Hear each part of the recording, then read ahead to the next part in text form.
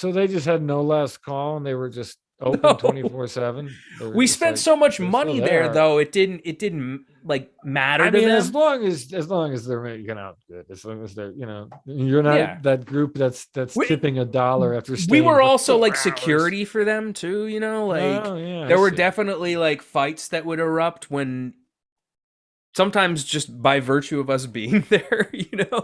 because like the infantry training units used to come in and they would be like yeah, they were Marines, but like we Tokyo was our fucking city, man. Like nobody fucking went to our bars unless we fucking knew you and shit. Like we called them like the training units. We like they'd come into the bars, we're like, oh, fucking training units, god damn it, like.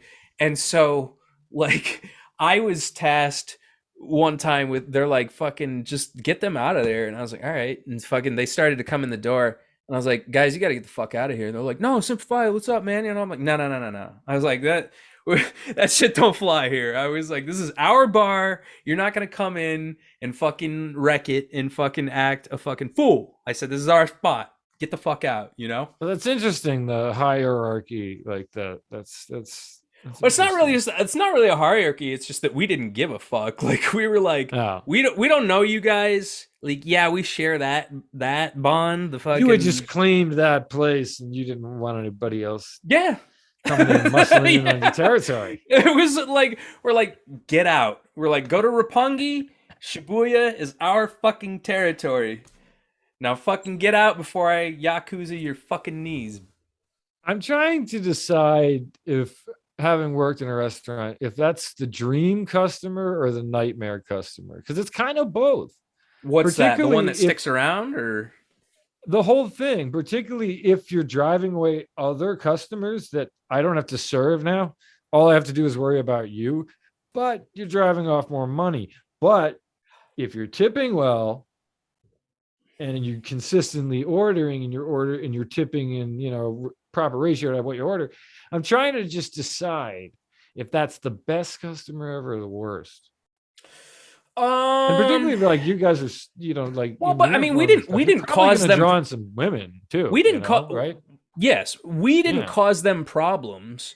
All right. So they appreciated us being there, and so it was like you know we knew that any of those fucking jackasses would come in there and fucking cause problems. And Sure. so Frat and boy energy. Yeah. they trusted us enough to be like we're like don't let those fucking guys in Yeah. like and they didn't and if they happen to like somehow slink in through somebody else I'm like fucking get out, you guys gotta fucking go, bye, fuck off.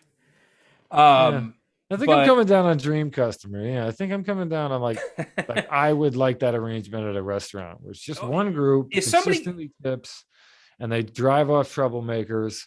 Yeah. Sounds like a good deal. the only trade-off is you may have to stay a few extra hours. Look, if you're making money, it's like there were often times I wanted to get the fuck out of there, but I never like was pushing people out the door if they were like still, if they were paying me, basically if they were making it Right, worth my yeah. while, then I was, or if it was clear they were going to, then obviously at 2 a.m. you got to go. If you're working on Hollywood Boulevard, cops fucking patrolling shit, Oh yeah. but uh I remember we had the yeah. discussion about the whole vagrancy situation on the I hear it's previous 1,000 times podcast. worse. I hear it's so Dude, bad now. It's like, astronomically, dude. And that was like one of the huge catalysts for me leaving is that my neighborhood, like you walk up that fucking hill and it was like there were like okay, so I'm walking and it's like summer and I fucking am not really paying attention and I look up and right in front of me are like two piles of fucking human shit that look like soft serve ice cream. And I was like, oh, I was like, that's it. I said, I'm done. I'm done. And like, yeah. my It, dad it came, speaks, yeah, it speaks to the whole issue with living in a city. The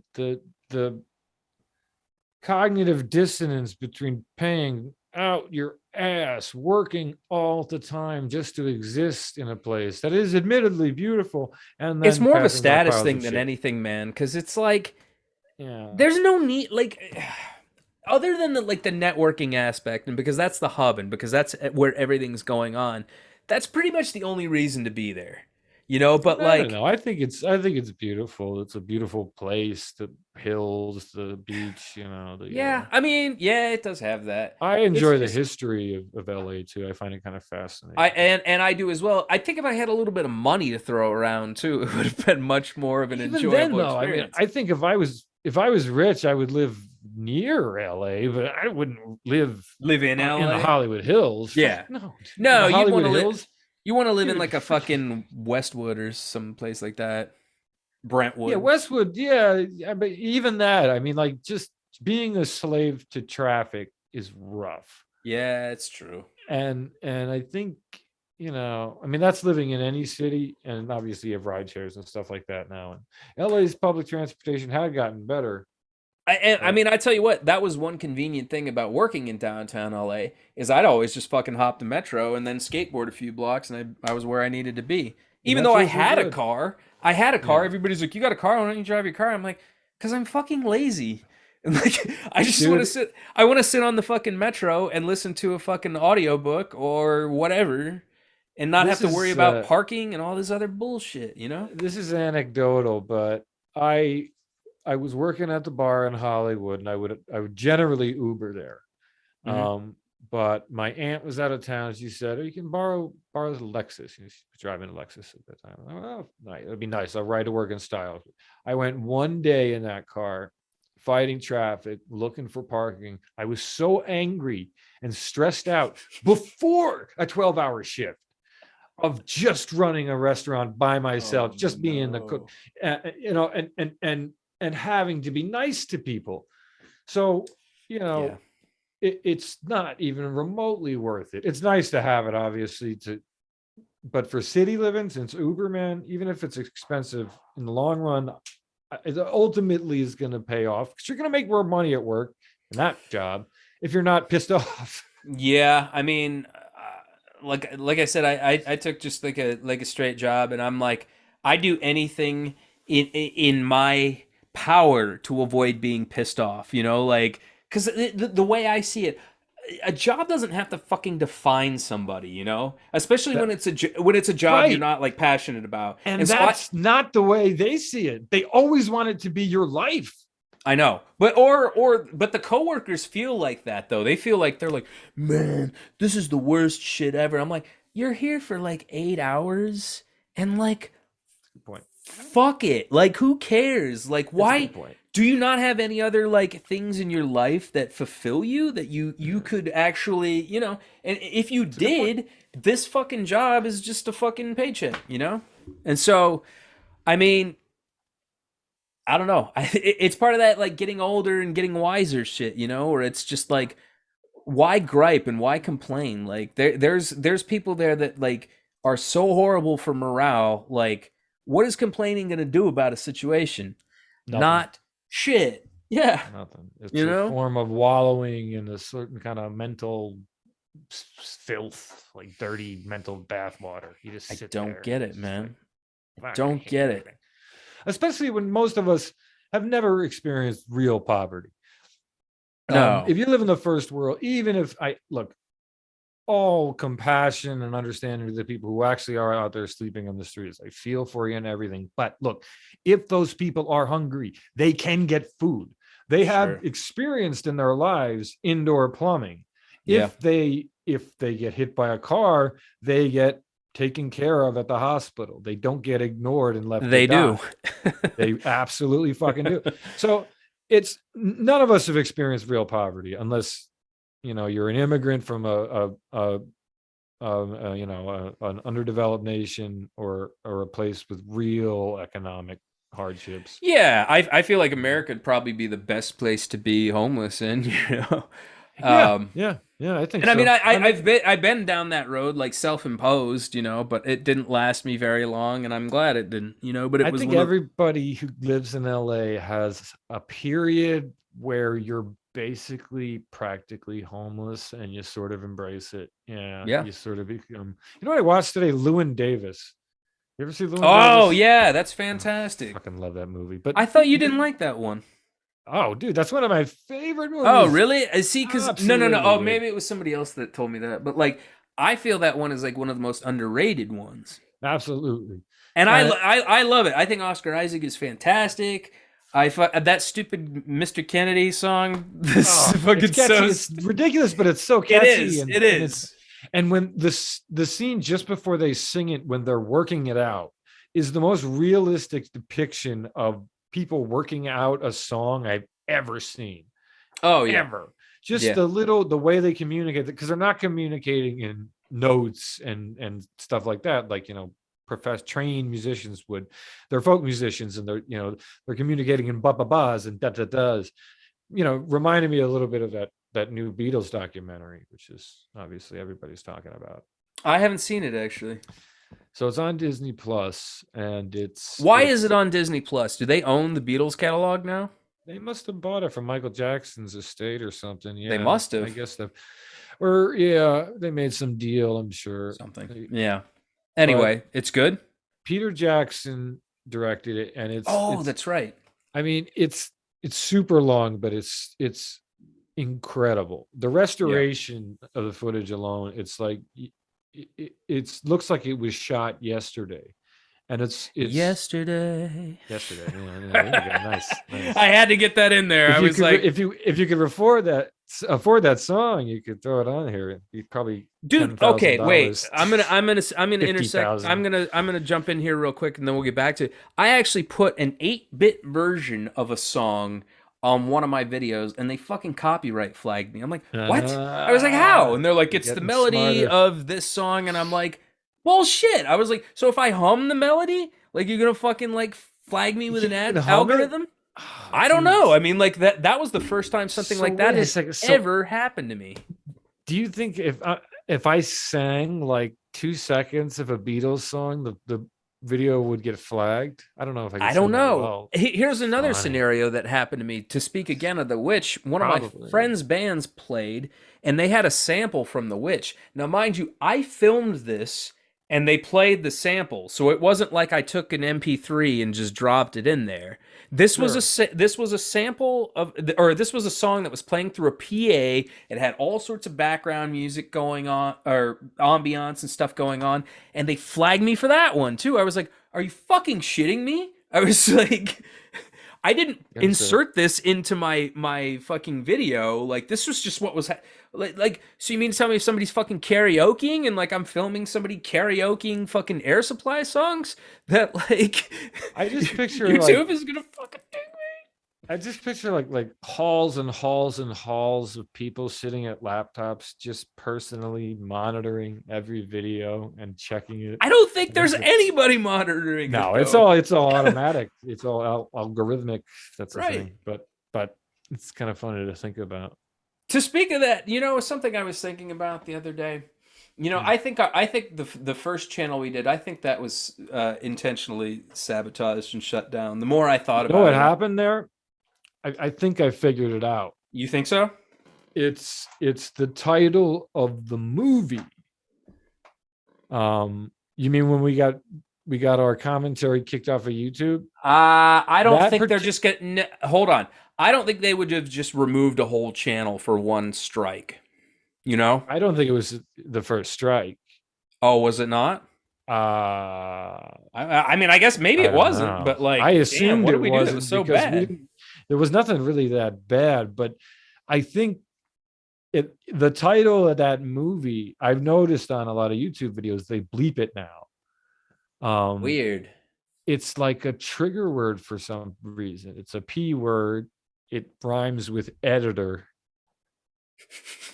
And I think now if you say that title of that awesome fucking movie that Yeah. everyone should watch at least once a year. No. Predator No. fix. Twice a Don't. year? 2 times a year? Don't even do it. No, I that was. love Oh Predator. my god. Well, I mean the first Predator, of course, but I The mean first like, Predator 1. and you said you Oh, didn't like two, you're right. which was We crazy to were me. we were talking about the new Predators, weren't we? Right. Shit, I just said Yeah, it. fuck it. Who cares? Like, But you're I not don't know. supposed to say that word for some reason. I guess it's connected to some skeezy stuff I involving don't know. some, dark internet shit. I still think it was sabotage from within. But Possibly, possibly. I It's think it quite came to the possibly. point where said individual didn't want to be involved anymore. And I mean, look, I think he was, you know, he's a young guy, very, very smart, very talented, and trying to figure out what it was he wanted to do. And like we've been saying, podcasting really does become, a job, not a job, but it it does, becomes a but podcasting, full-time thing. if you're an actor, also doesn't have to define you either. You know, Absolutely. And we're in a whole new world of how media is consumed now, and and absolutely. and Like how it's, you how I it's think he perceived. thought he was just the next fucking Marlon Brando, and I'm like, dude, you gotta And I like, think, I mean, honestly, I maybe I cut him too much slack, but I kind of felt that way when I was 23 also, because when you're 23, and if you have oh, talent and if people respond to it, and if you've been looking, I'm just speaking from my experience, if you've been oh yeah, you'll looking get for that, gassed up if you've been looking for that approval and forever, validation. Mm-hmm. for that thing you're good at forever, and you suddenly find it, and particularly for a young man, there's a lot of repressed rage, particularly if you're not big and strong, Right. you get Or bullied, shit, all have that shit had goes on. body issues in the past. Body issues, absolutely. And you find something you're good at and you get positive feedback on it. Right. It's like this thing gets released of all this Oh, it's like pent up. dopamine. Yeah, and you get lost in it a little bit. I found I got lost a little bit in my own ass when I was a younger guy. um and I Yeah, luckily had I some mean I people in went my through that life point. who straightened me out. I luckily had some people in my life who kind of, put me on a more, you know a I better mean, path. I don't feel, I mean, I was definitely in that boat before, like to where I felt like I could do no wrong. I mean, early 20s, I mean, everybody's kind of notorious for that, aren't they? You're But like, still a baby. You just are yeah, in 21, 25, really. That yeah, whole first 5 years, you're still such a baby. You know what I yeah, mean? yeah. And it's just one of those things where it's like, you know, I mean, I don't ever feel like I was had that much of like a Napoleon complex or anything. I mean, I definitely I felt an over exaggerated sense of self importance at one point, but never to the point where it's like I'm the best actor, I'm the next Marlon Brando. Like, get the fuck Yeah. out of here, Yeah. like.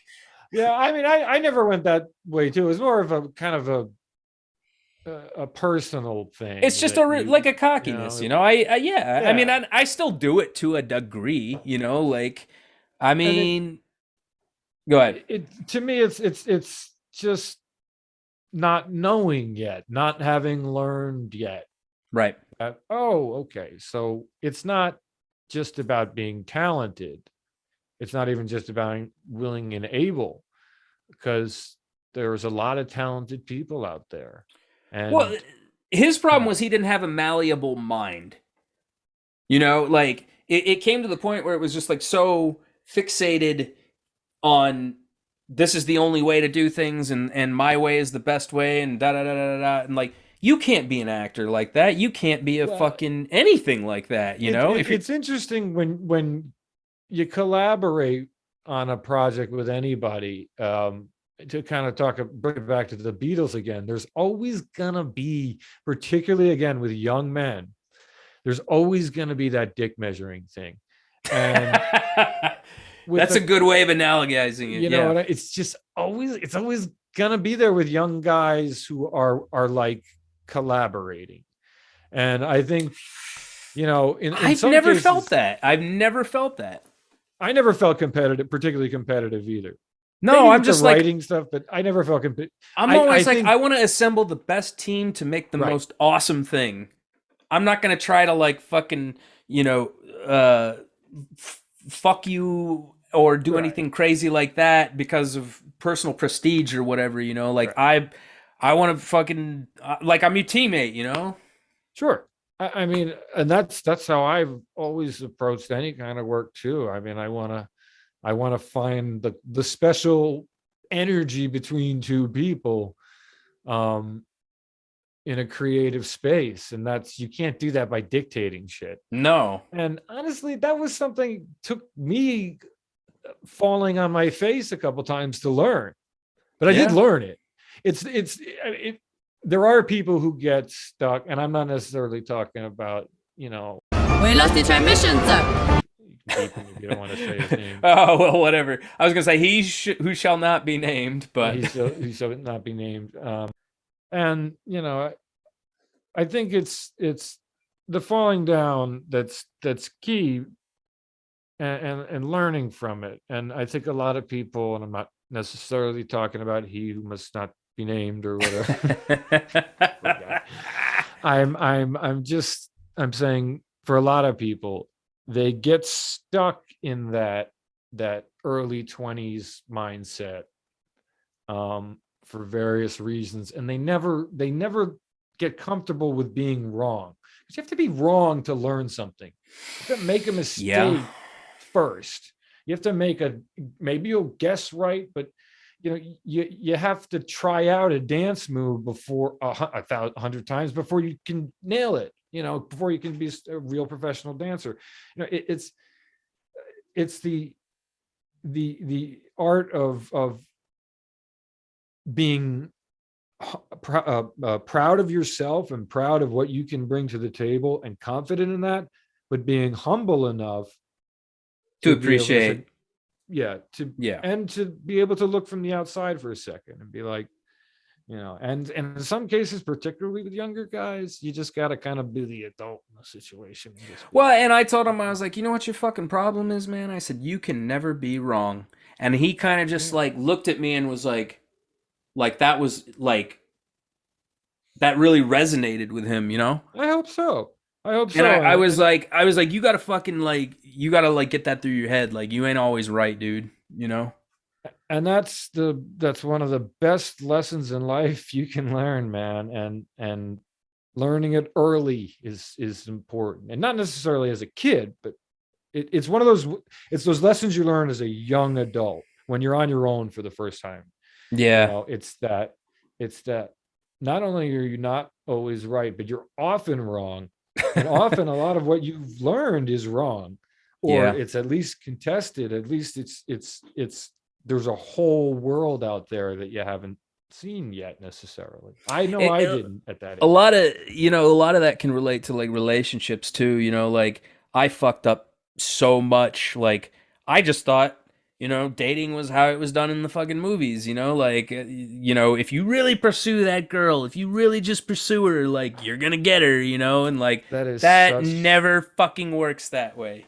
Never. That is so central to this whole kind of perceived, maybe real division in the wake of Me Too, of the idea of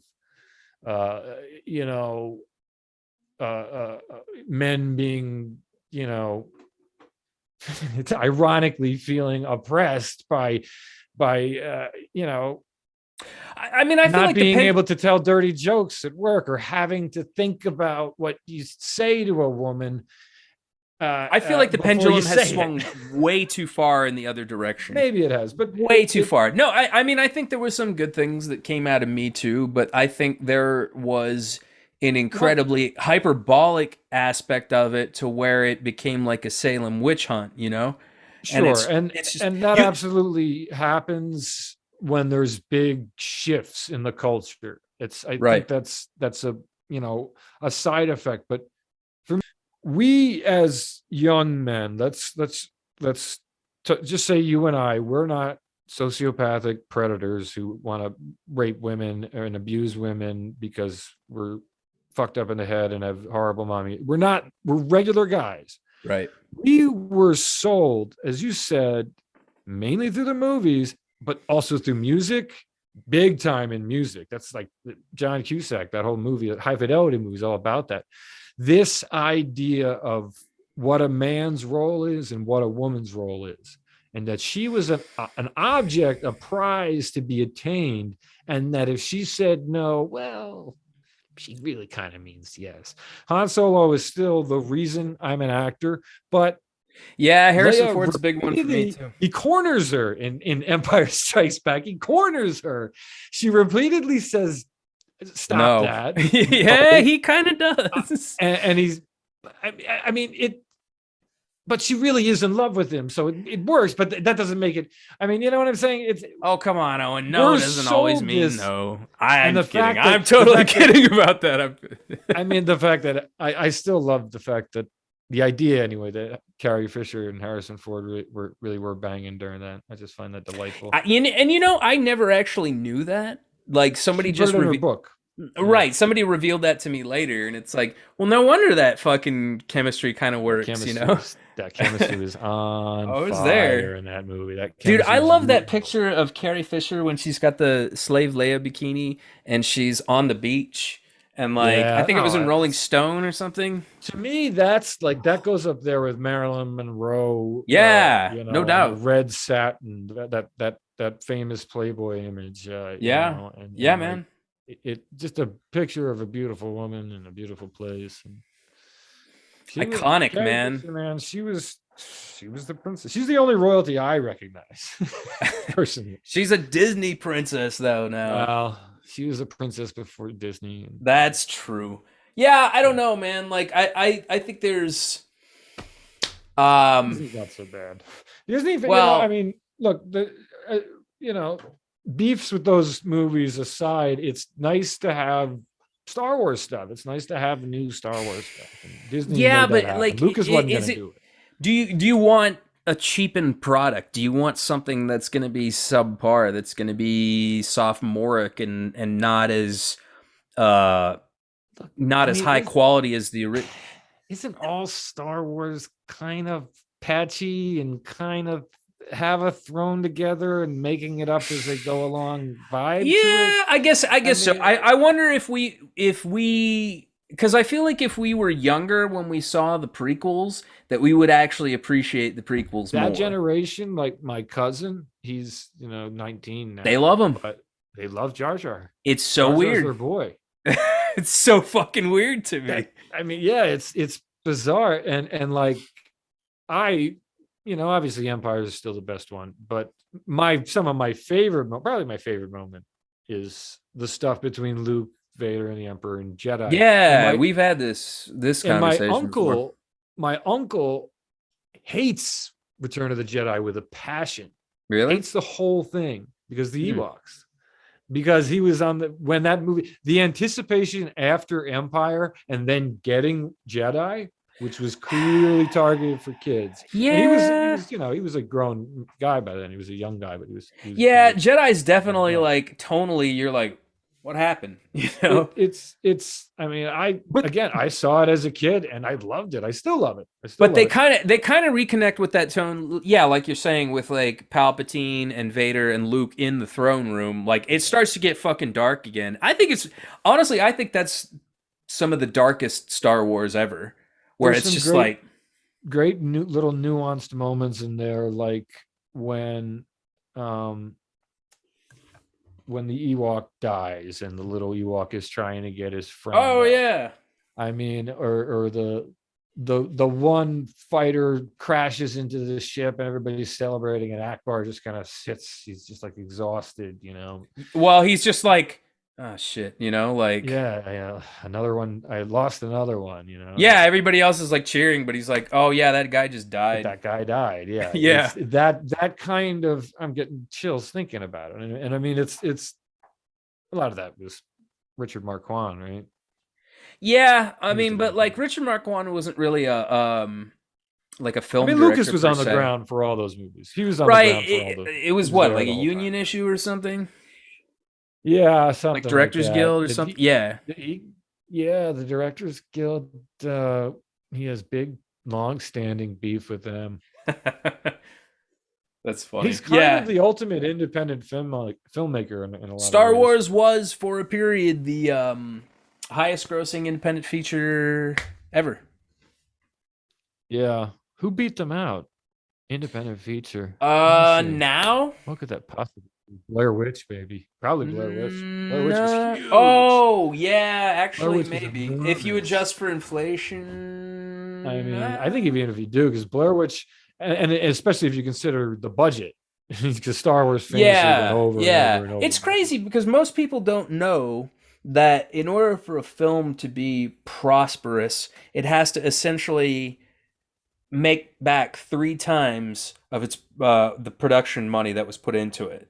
So you can't just double your earnings. Because essentially that's just like that's just you put a bunch of money in and you broke even. Yes. That's so just paying for the movie. Yeah. Right. So a movie is a success when you when you go 3 times over. That's what they consider to be like not a 2.5, flop, 3. Yeah. Right. Yeah. And even that's these days, particularly with the big ones, if they don't make $1 billion, a bunch of Disney guys they're like, oh, building. I know you're not a fan of these guys, and for the longest time I couldn't figure out why you weren't a fan of these guys, but then I watched one episode and then I was like, this all makes sense now. Who's this? The Red Letter Media guys. I don't want to hate on anybody. They do their thing. They have their following. But I realized that, like, I was like, why does Owen not like these guys? It seems like they'd be right in his wheelhouse. And then I went and watched the Krampus review, and they're like, yeah, there's all sorts of like knockoff like Krampus fucking. I'm sure did they talk about us? Did they talk? They about did. That's why I thought you. Yeah, that's why I thought you were like. They talked about us specifically. Yeah. Oh, I didn't know that. Dude, I thought that's why you didn't like them. No, that's why I avoid those guys. No. So now you know. Because I might accidentally run across some. Oh no. So I just gave look, I know there's reviews out there like there are gonna be reviews on Ghost Town when it comes out, and I intend to read none of them at all. You can't, man. I intend to be totally Ridley Scott about it, because it's, even if it's good, is that really pushing in the right direction? I can look at this movie, I'm very proud of it, but I know what I can do better next time around. I know it's your first feature, man. Like, it's and my look first at it, movie, like, and it was a very expensive movie. Fucking like, I was thinking about this the other day because I was like, God damn it, I want to direct a movie. And I feel like I've missed out already. But then it was like, fucking Ridley Scott was 40 when he directed The Duelists. Harold Ramis was 40 when he fucking shot Ghostbusters. Cameron was an older guy too. Yeah, we all think we have to be Spielberg's. We don't. He was in his 30s. Yeah, he was not Steven Spielberg, 4 making Jaws, something like that. Was he 24 when he made Jaws? But you do have guys. I like Robert Eggers. He's just a very young guy. Have you seen 20s. Duel? Have you ever seen Steven Spielberg's first movie, Duel? You've never seen it? Years ago, I watched it as part of a school project on Steven Spielberg. But I've seen it. Yeah, years ago, as maybe middle school. Yeah, it's really good. Yeah, I liked it a lot. Yeah, I mean, somebody said to me, like, directing is an old man's game. My camera died, so you're gonna have to throw up a graphic here. That's fine.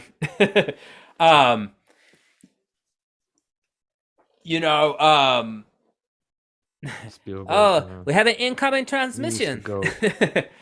Incoming transmission. Yeah, I mean, I feel as though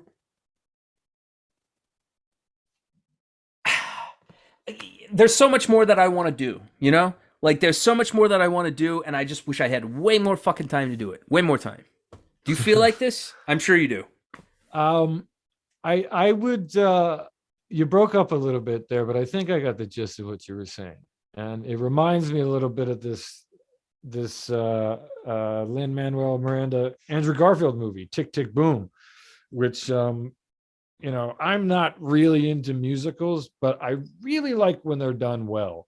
Mm-hmm. And it has a New York vibe. It kind of reminded me a little bit of Birdman. It's very much about the creative process and that sense that tick, tick, tick, your time is somehow you're losing it, or it's gone, or something like that. But Tolkien was in like his 70s when The Hobbit was released, and he was like his 80s when he did Lord of the Rings. It took him a lifetime to get that story told. That's And, true. you I think know, Tina it's Fey was like in her 40s when she was on SNL.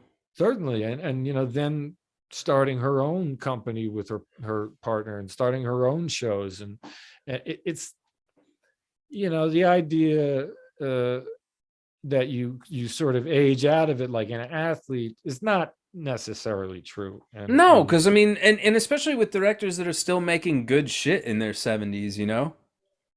and as an older man, I think you're better probably at. I don't think I could have directed a movie 5 years ago. You know, I don't think I could have done. I know I couldn't have done it 10 years Probably ago. not. I didn't. I don't think I would have had the capacity, the maturity, kind of. Right. And I think when you're a young guy and you're in that position of creative power, and like, so you wind up in a position like Josh Trank, who you know is really putting his heart and soul into this Fantastic Four movie, but it's other people's characters, dude, and it's other people's, you know, and there's millions, potentially billions of dollars on the line, Yeah, Josh you know, Trank kind and of screwed himself. he did. And I, by the way, fucking love his Tom Hardy movie, or his Capone movie with Tom Hardy. I haven't seen Fucking that. loved it. It's batshit crazy. It Okay. is so weird, and I don't even want to say anything. That's not the one where he's a twin, right? No, it's just There's he's a one all. where he plays a twin That's gangster. Legend. Yeah. Oh, okay. Yeah. That's a different one. That's about those British mobsters. Yeah. Yeah. But he plays Capone in Josh Trank's last movie. And I love it because it was written by Josh Trank, directed by him, edited by him. It was this personal expression, and this is all in interviews, this personal expression of how he was feeling holed up in his admittedly very nice home, but kind of ostracized by Hollywood, by this botch Fantastic Four movie. And somehow Right. he was all to blame, and he was unhireable. And somehow that sparked this idea of Al Capone in his last days, riddled with syphilis, totally Yeah. batshit crazy, like seeing hallucination. Syphilis rots your brain. Yeah. They said he had the mental capacity of a 12-year-old at the end. That's And crazy. He just To be wrote reduced to that, you know? and yeah, it's such a crazy, batshit, beautiful movie that, I mean, I love it. It's not perfect, but fucking movies don't have to be perfect, man. I think it's always interesting when they expressing something. Yeah, and I think it's always interesting when they do those, like, because I'm not a fan of the traditional biopic. Right, but they're like, boring now. They're done. They're super Walk the boring. line, finished it. Walk the line, perfected it. You're never gonna get better than that. Sorry. Yeah, I'm gonna say, like, I can't think of too many biopics. Unless you do weird shit. I think the best scenario is to take an isolated incident in these individuals' lives. Yeah, the Lincoln model. Yeah. Yeah, the Spielberg model with Lincoln. That was, yeah. Or I didn't really like that movie though. I just thought it was super boring. I was like, oh, it's so good. And I DDL, man, I think he's overrated. I'm sorry. It's this beautiful exercise, all impeccable cast, making legislation into drama and communicating the stakes, at least to me. I understand. Yeah, I mean, it's a bunch of old, dudes. I thought it was misleading. I guess I just thought it was misleading because I feel like they could have titled it like Michael Stuhlbarg, Walton Goggins, Tommy Lee Jones. I mean, it's, I don't know. It was just to me, it was I was seeing an all-star team take on, Hamlet or something. Well, but we don't really know. I feel like it's a little misleading when you take just that specific incident in their life and then you title it with their last name, because that almost implies that it's going to be a movie about their whole life. I get sick of that shit. Yeah, apparently Josh Trank's original title for his Capone movie was what was it? It was one of Capone's weird nicknames. Did he just call it Capone or Dropsy or something? But the distributor, cool, he said, wanted to just call it Capone. That's so stupid. But it's Yeah, it was Fonzo. That's what it was. They called him Fonzo because Alphonse. That's such a cooler name. They called him Fonzo was his nickname. I would watch cooler, that movie. I would watch that. Capone, boring. I'd fucking pass by that on Redbox. Fonzo, I'm like, what the fuck is this? This sounds crazy. You know? Yeah, exactly. It sounds interesting and a dynamic and much more reflective of the actual movie. Right. But yeah, they always do that with the last name shit. But like, I feel like it's false advertising. Movies, they just pick a song and they just do that. Yeah, like Bohemian Rhapsody. It's so like, or the last name or the name of one of the songs. Rocket Man. Stupid. Yeah, like I said, I'm not. Okay, say what you will, but like the hypothetical story or the story about Marlon Brando, Michael Jackson, Elizabeth Taylor, and I think it was somebody else, and they were driving in a car. They were leaving somewhere.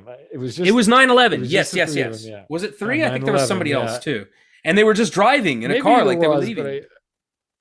Well, they made a film about it, and then they shelved it because Joseph Fiennes was playing Michael Jackson. Yeah. And he was playing Michael. And they didn't like that because that's like white blackface or something. I don't know. But like to me, that's an interesting idea. That's a touchy issue. I know, but I feel like white blackface. That's basically what it was. But I mean, it is. I mean, because Michael Jackson, I mean, I can't think of a better way to describe it. They could have found a black actor to play that. This is why I'm not in Hollywood anymore, Owen. Is because I just started like, this is absurd. I just started being like, this is stupid. This is absurd. I don't agree with this. Fuck all your shit. I mean, look. It's like when ScarJo wanted to make her movie about the like the whorehouse or whatever. That's your girlfriend, right? Transgender. That's your girlfriend, right? I wish, yeah. But like fucking Tim McNeil's movie, and Matt Bomer played a trans married person. With kids now. It's over. Oh, right. And you know what I'm saying? Like that's not. What's that? Honestly. McNeil got some shit for that. Not deserved. Like, I think Matt Bomer did a fine job. It's acting. You know what I'm saying? Honestly, it is totally. And I've played Jewish people. Like I played like. You know what I'm saying? Like issue. It is, but it's like you've played other like ethnicities before, right? Sure, I played a Middle Eastern guy. I played a Russian guy. When did you play Middle Eastern guy? I played a Jewish Salim's play. Well, not Salim. Oh God, I can't remember his name. Did I see this play? I can't even fucking remember. It was a reading. You got to cut this part out because I can't remember Homeboy's name. Okay, this has been the most edited fucking long stream like fucking video I've had, but that's all right. I haven't done this in a while. That's one thing about doing the podcast too, is that I really got good at it. Like I mean, in my opinion, I feel like I really got good at communicating, and I didn't have a lot of ums and uhs and breaks, and was able to keep the conversation rolling. So, there's a whole lot of fun to it. Yeah, it is. So about the idea. Oh wait, are we cutting back in? Representation, what's proper? Yeah. Wait. Okay, here we go. Dropping back in. Hold on. 3, 2, 1. The whole idea of, I mean, I have played actors of different ethnicities and stuff, but I would be uncomfortable playing, say, a Latino guy because I have kind of dark features. Bro, I played a Latino guy. I played a Latino. Yes. I mean, I played a Mexican. I am white as fuck. That's a character that. Was that in a play? Because plays are different. No. I think plays and movies are play. You have to have some wiggle room because there's only going to be certain ethnicities you have to have in an ensemble. Yes, and so it's like, and you get away with a lot more wiggle room, right? And you can play fast and loose with some of that shit. But like, no, I did a film. Yeah, it's actually on Tubi as well. It's called Obamaland, and I played It's called Obamaland. It was a satirical thing. You played a Hispanic. I played a Mexican. Gentleman? Yeah. Oh, I had a few roles. You played a Mexican guy? I played a clown, and I also played a Mexican laborer. Okay, but like you're not playing, you know, Senor, you're not. That's not playing Che Senor, Guevara. You know what I mean? the You know, the that's not playing the crafted and planet, Pablo Senor. Escobar. Well, I know, but I'm just saying, like, I don't feel To put a one more way about fine it. a point I on it, should. I wouldn't play a black person. I wouldn't try to put myself off as an Eddie Murphy African did the best American or white face I've person ever of seen. African descent. I think that would be crossing a line. Eddie Murphy did the best white face I've ever seen ever in fucking his Raw stand up. You see him, and I didn't even know it was Eddie Murphy, and he is the white guy in Coming to America, the old Jewish man in the fucking barbershop. I didn't know that was him for the longest time. I didn't either. Yeah, that one. I remember when I like figured that out that he was. But you believe it? You're like, holy fucking shit! Like, and to me, that's a testament of like, look. I mean, as far as like the political and ethical implications, like, they used to fucking paint up. What the fuck was his name? Laurence Olivier, when he did like Othello and shit, like, or who was it? Was it Hopkins? Anthony Hopkins wore blackface for Othello. That's not. Was it Orson Welles who played Othello in the film version, like the old one? There's been a bunch. I think Olivier did. I think it was Olivier. I think Olivier did, and I think he did like blackface, and it's like, I don't. To me, like, I find it hilarious that I was selected to play a Mexican, not because like, it's more so like I don't feel like bad about it. I just feel I'm like, why? Like this is, but it's because they needed somebody, Yeah, and they fucking threw a sombrero on me and Mexican. Fucking put some Mexican on my That's different. Put some fucking makeup on my face. But that's not like. That's not like you get a breakdown for a role and it says Hispanic male 35 to 40. Jesus right. is the father of 3. He works at an electric. You're not going to get that part. Right. Anybody who gives you that part is an idiot. Sure. Yeah. And I think again, it's this big push and pull. And if we can find a balance where people are represented, but actors are free to play characters that aren't their gender or aren't their. Does a paraplegic need to play a paraplegic? Right. Yeah. You know what I'm saying? Like, because first of all, there's not going to be a high concentration of paraplegic actors. That's a very like specific demographic right there. Certainly. And furthermore, it just defeats the point of acting. Like, I've played an old Jewish man before, like. Like it somewhat muddles the art, not proper representation, but the idea that you have to be perfectly somehow lined up with the character sort of takes the fun out of the work. And it's almost like the Strasberg approach, the Lee Strasberg. Like, you have to have those lived experiences in order to convey that on stage. Like, I don't think that shit's healthy. No, but it's like saying that I don't. Let me tell you something. I don't know if I ever mentioned this to you when I saw Michael Biehn when he did the 35th anniversary of Terminator in what's that, the Aria Fine Arts in Beverly Hills or whatever, and he got up there and said, you know what, I didn't have any frame of reference for how a soldier in a post-apocalyptic future would be, but I took from old journals of Jewish resistance fighters during World War II, and that's what I used to model the character of Kyle Reese after. Fucking Michael Biehn is not Jewish. Kyle Reese, the character of Kyle Reese, is not Jewish as far as we know, but he used something and he essentially made it his own, sure. And he made unique experiences in his backstory and in his mind, and then put that to the screen. That's not unreasonable. Like, and again, like,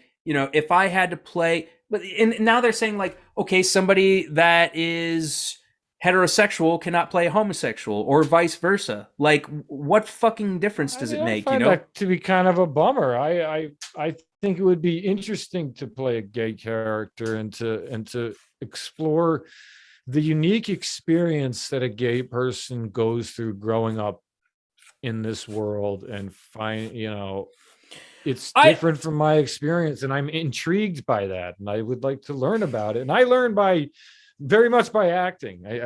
Right. It has opened me up to a lot. It definitely it changed my thinking on transgender people in particular. It really changed my thinking on all of that, because I grew up in Arizona.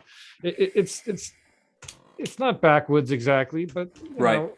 we're not super enlightened either. There's a lot of shit you hear around here, and Right. I mean, I certainly get that. at my high school, a kid who was openly transgender would not do well. They in my probably a couple of years after me, but anyway, I mean, I learned a lot about the nuance. We could go into that discussion.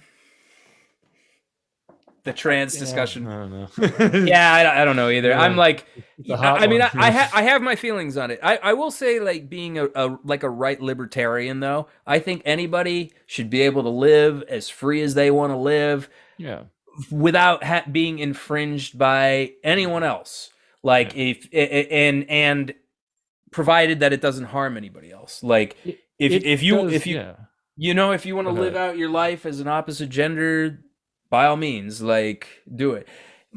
I guess part of my problem is that when trans folks want elective surgery, and now if say they wanted to put it under the banner of like a socialized healthcare, well, then that means I have to essentially utilize my tax dollars for elective surgeries. So I'm like, that's a complex one there. Yeah, it is. Yeah. And so it's like, somebody was like, well, would that cover it's breast implants and stuff like that? And it's like, tough. Well, maybe, but then it's like, toughie. Fucking, yeah, I don't know. It's just like, I'm, like I said, people have this like grave misconception of me now, like I'm some horrible like bigot or something like that. And it's like, I just want the best for everybody. And I want everybody in this country and in this world to like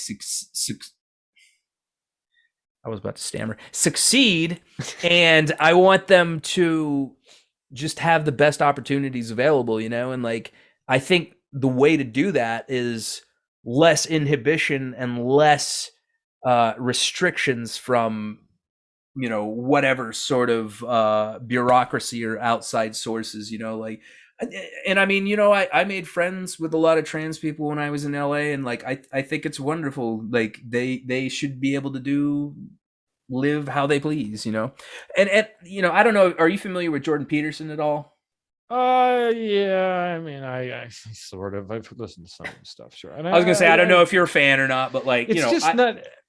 My feeling is I don't know why I could kind of see where J.K. Rowling is coming from a little bit more, because she's a woman, right? She's like, been through some shit. I don't know why they want to die on that hill, so to speak. I don't know why it's such an issue for people. It doesn't infringe on my rights at all to call a transgender woman a her. It doesn't hurt me at all. Sure. I guess the problem I sort of have is when it's like forced speech. And I think that's the problem that Jordan Peterson has, is when it's like imposed upon me. Like, I will call you what you want to be called out of respect for you. Like, if you ask me to call you something, I will absolutely call you that thing. It becomes an issue to me when it's like, like, because specifically in Canada with Jordan Peterson, like, there's people that are losing their jobs or like they're getting fined. And I'm like, what the fuck is this? Like, why do we have to go this avenue in order to, strengthen our ideology? Why do people have to be punished? You know what I'm saying? It's almost feels like the new kind of communism Red Scare stuff, doesn't it? It almost feels like a blacklist type thing. Well, and I think it's you want to do is get, anger the people on Twitter. The powers, yeah. It's really what it boils down to is a bunch of angry people on Twitter. And I mean, I found I haven't deleted my accounts, but I deleted all the apps off of my phones that I'm not compelled to be checking them all the time. I am a much less angry and afraid person Because these apps, social media, it's designed to make you angry and afraid so that you keep and clicking. anxious. And anxious. Yeah. It's specifically enginered to do that. Oh, so no doubt. wonder everybody on Twitter is pissed off and ready to jump down anybody's throat for anything. No wonder. Right. They've been working up all these rage hormones to, make Mark Zuckerberg rich. Or I see it as a necessary evil in a lot of ways. Not an evil. That's the wrong word, because it does a lot of good. It really can help does. communities come together. It can help people find missing kids and criminals. Sure. And I mean, I try to find the silver lining to like any like situation. Like I got off all the apps for a while because I don't particularly agree with a lot of like the big tech censorship that was going on, and so it was like, I removed myself from all the apps for a minute, but then I was like, no, I probably shouldn't do that, because you know what? I can still reach people through different avenues. Like I don't have to necessarily agree with their business practices, but I can utilize the system and the app and the program that they laid forth for me, and I can do what I want. Hopefully. That's my thing, is that you use it instead of it using you. Exactly. And you becoming this angry online Twitter troll. We've all seen it happen to family members. We've all become that. I know I have in some of my darker I got moments, into it today. And it's not healthy, man. It's not good for Discord. It's not good for us as people. Well, I mean, at the same time, it was like, okay, the whole comment was about the Whoopi Goldberg situation, and I was just like, look, fucking, I liked you better as Guinan on Star Trek, and that was the quote I put out there, and then like, everybody's like, oh, I really wanted to hear what you had to say. I'm like, well, you're here commenting, so clearly you did, and like, isn't that what social media is? Right? And I'm like, fuck off. Don't try to say like you're not interested in the conversation. If you weren't, you wouldn't be here engaging. posting. Exactly. Bitch. So, and then it just erupted into like something after that. And it's like, honestly, like, okay, I didn't watch the like full extent of the video. I just watched the sound clip, so I may have missed some things, and I know that's wholly irresponsible as me, like kind of being an analyst at this point, but you're a terrible person for that. She said no, but at least I'm admitting you're a terrible person for not being caught up on The View. Well, yeah, I'm a fucking, it's my favorite show, man. Like, right. At least I'm being transparent about it, so sure. I fucking, not about liking The View, I don't like The View. Whoopi Goldberg, though, I don't think that she should have been suspended for her comments. I don't think Whoopi Goldberg is anti-Semitic. No, don't think not at all. I don't think that she has Goldberg. An ounce. Let's think about it for I don't think she has an ounce of loathing or anger towards Jewish people. I don't think she in any way wanted to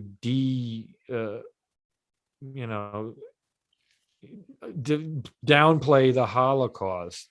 She kind of was trying to make a point that didn't really land, and now she gets suspended. Like we're in high school. And I disagree with that. But on the same token, though, they're advocates of the whole cancel culture thing, and so it's kind of weird when karma rears its ugly head at you. Like, you fucking happen to slip up. I personally, again, this is a forgivable sin to me. Like, she may have been trying to make another point and just couldn't articulate it well, or she just might just be a dumbass. I don't think suspension was the answer. I think that maybe they should have like what do they call, censured or whatever, or like reprimanded her and just been like, look, she made some off-color comments. Have her give the opportunity to apologize and then go back on the show and do her thing. So this is, I don't watch it, but liar. My understanding, liar. My understanding is that it's a show of a group of women, kind of a shuffling roster occasionally, but there's like some main. I guess Barbara Walters is like the main stage, and I don't think she's on that show not anymore. I don't think so. Well, It's Joy Behar, who is loathsome.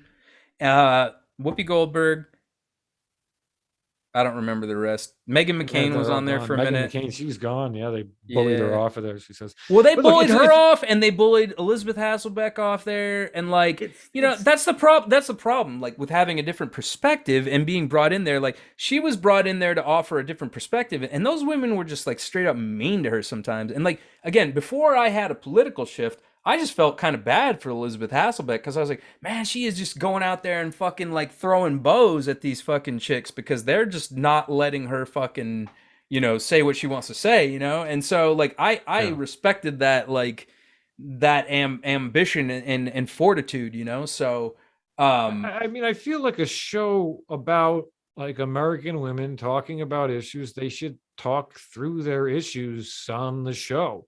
Well, Right. Whoopi should come on the show and talk about what she meant by that. And the other ladies, or maybe pull up a Google search and be like, look, instead of sending out a tweet, go on the show and talk about this is, maybe this is an area where I'm miseducated. yeah, And like this- give her a have chance that to moment on the clarify. show. That's great TV. Don't throw her off of camera, you fucking morons. She's like, I'm thinking about It's quitting, and I'm beautiful like, golden television to. right. And they're saying she's thinking I about wouldn't blame quitting, her. and it's like, I wouldn't blame her. I know. I'm like, would I blame her? Because it's like they kind of fucking did her dirty, I like, wouldn't. yeah. I would. And don't get me I wrong, think like, it's poor television, and it's I'm not like going to bat here for Whoopi Goldberg because I personally think some of her views and beliefs are reprehensible, but I don't think that the punishment suited what I don't even really consider to be a crime. I think she should still be on that show. Right. I think if she, I totally think she should. I think they're throwing people off of a show about talking about complicated issues and women's issues and racial issues and historical issues. They turned down. They lost the opportunity for great TV, and they're going to lose one of their big names.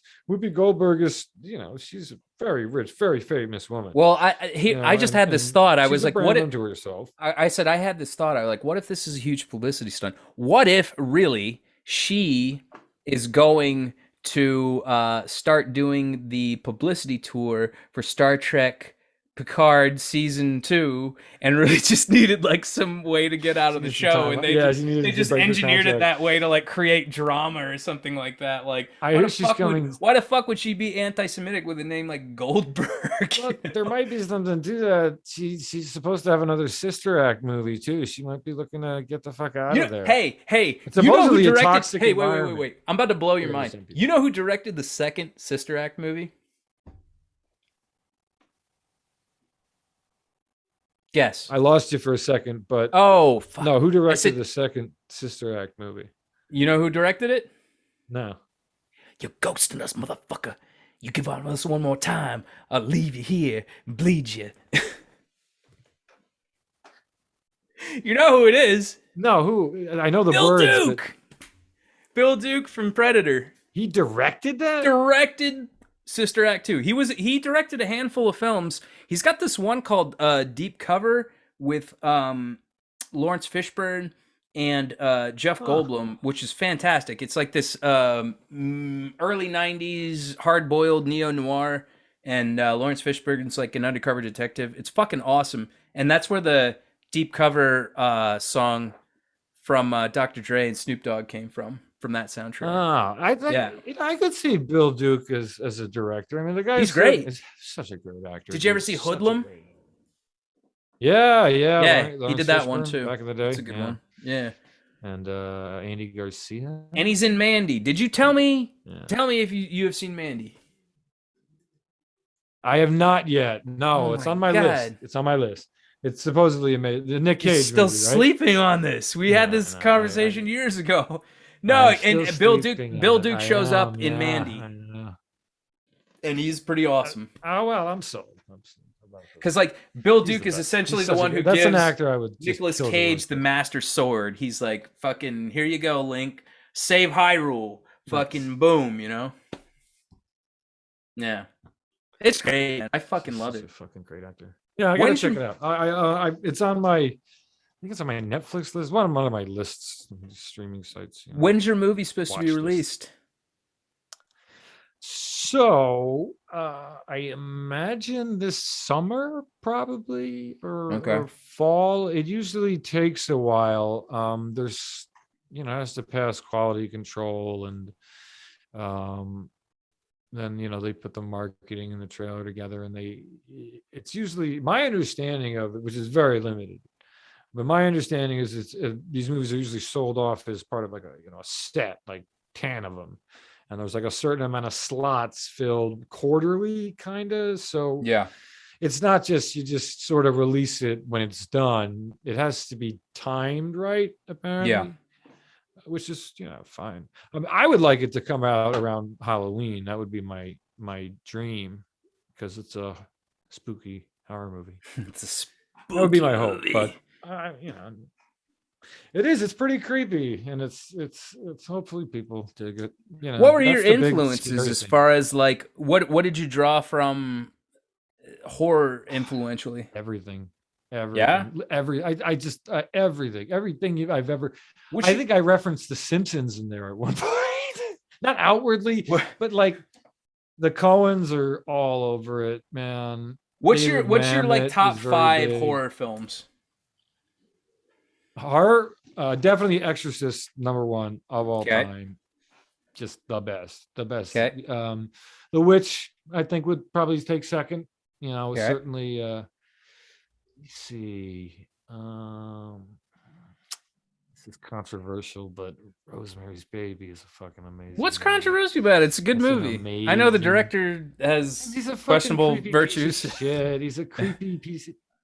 And watching it, the terror she undergoes, kind of. I don't know. It's weird watching it now, but it's a fantastic horror movie. No, Fucking I'll amazing. tell you what's a creepy movie is Manhattan. Yeah. Especially when you like know what it's actually about. Yeah. Have you ever seen Manhattan? That's the one where he's hooking up with a teenager, right? One of like 10. Yes. Woody Allen is hooking up with a teenager. Yes. Here's the thing. And you're like, I used to watch Annie Hall on loop because I thought, oh, this is such an amazing movie. it is a good movie. It is. It very much is. Did And it I should would it have watch- beaten Star Wars for the Academy Award though? Fuck no. Fuck no. Not even close to as influential as It much as did. the revolutionary. Well, the Academy. Shakespeare in Love beats Saving Private Ryan. Yeah, that was fucked. I was like, come what on. the fuck? It's voting. The too many camps get in two corners, and the Shakespeare in Love wins. Shakespeare in Love's also a fucking great movie, by the way. I have never seen it, and It's I fantastic. Yeah. don't know. So, Mr. Owen Conway, you got a film as of yet to be titled coming out in October. What else you got going on, and where else can we find you, sir? How can we locate you online?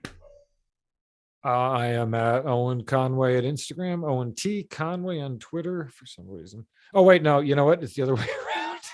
It's been a while since I've done this. Owen T. Conway on Instagram. And at Owen Conway on Twitter. No, wait, it's ampersand. Ampersand. You can find me on Facebook, of course. I've actually gotten onto LinkedIn lately, too. Oh, moving up in the world. That's how. Yeah, if you want to date those, if you want to date those Uber Pro women, that's where you need to be. Is on LinkedIn. Exactly. Fuck those Bumble. Successful business women. Yeah, exactly. Yeah, that's what you're looking for. Dude. Oh wait, since I just you can't find me on Bumble anymore. I gave it that shit. Since I just brought that up, I fucking oh my god, train of thought is gone. Bumble? We were talking about No. Oh, here's what it was. Okay, fucking when I was in LA, I always felt like I had the worst like imposter syndrome because like I would date like these I date women that were like lawyers and fucking I dated a woman that worked at Disney that was like an executive and like fucking all so like all, and I'm like they're like, so what do you do? I'm like, I'm an actor, fucking writer, They're like, oh, that's cool, See, have you done anything I might have seen? I'm like, fuck, here we go. I hate that question. I hate that question so much. Where would I have seen you? I don't know. I haven't even seen Ever go some to of the things I've plays done. in Hollywood? Yeah, it's like I Ever haven't been even. to a no. Yeah, I fuck it. I can't. You know, I was always just like struggling there because it's like I knew eventually like they would expose me as the fucking horrible impoverished DoorDash driver that I was, you know. That's what we all are, man. I mean, it's like, particularly in LA, people will go broke trying to look rich, Yeah. and that I can't do that nonsense. I Yeah, don't have the yeah. patience for that bullshit, dude. I would rather be rich and look poor. Poor. That makes sense to me. Well, that's the idea anyway. Now, like Right? that's the homeless chic thing that they had. I mean, There was a just guy that tried to come into the fucking Lono, the club that I worked at, the Tiki Bar or whatever, and like I was like, man, I was like, I can't let you in just like that. He's like, what are you talking about? And I'm like, bro, you look like a fucking tweaker. And he was like, what? This is like designer clothing. And I'm like, oh. I said, okay, it doesn't look like it. Sorry, you know. And he's like, I'm actually here to play the piano for the night. I'm like, bro, why didn't you just say so? It's like, just come in. Like, you look like trash, but like, if you're here to work, like, fuck it. You know, I played a similar game when I worked at the bar in Hollywood. I would play homeless guy or screenwriter. And it was 50-50 because, particularly screenwriters, because there's a lot of being at home, and editors too. I have lived in pajamas for the last year, which is kind of glorious. Oh, but yeah. at the same time, like, you put on like a real suit and you're like, what am I doing with my life? You're like, you feel what is different. my life? What is life? You're like, I'm in my pajamas. How old am I? Exactly. The pajamas are comfortable, bro. Like, once I'm done working, it's like boom, just fucking, track pants or fucking sweats or whatever, like done. Like, I don't think I would go to a gig in sweatpants unless the gig no. was like calling for, I wouldn't go to a musical gig in like a nice restaurant wearing pajama bottoms. I would put on a business casual, businessy suit. Look, nice outfit. All right, so all right, I'm gonna close this out. All right, folks. So, like I said, if you haven't already, click on that subscribe button. Click on the little bell for the notifications. I'm going to post some links down here for Owen and all his stuff, and I'm sure he's going to be back as we have collaborated multiple times in the past, and hopefully he can keep me posted on what's going on with the film coming up. So, Mr. Owen Conway, it's been a pleasure. Likewise, my friend. Thank you. I will see you, sir. Everybody, namaste. God bless. Be good.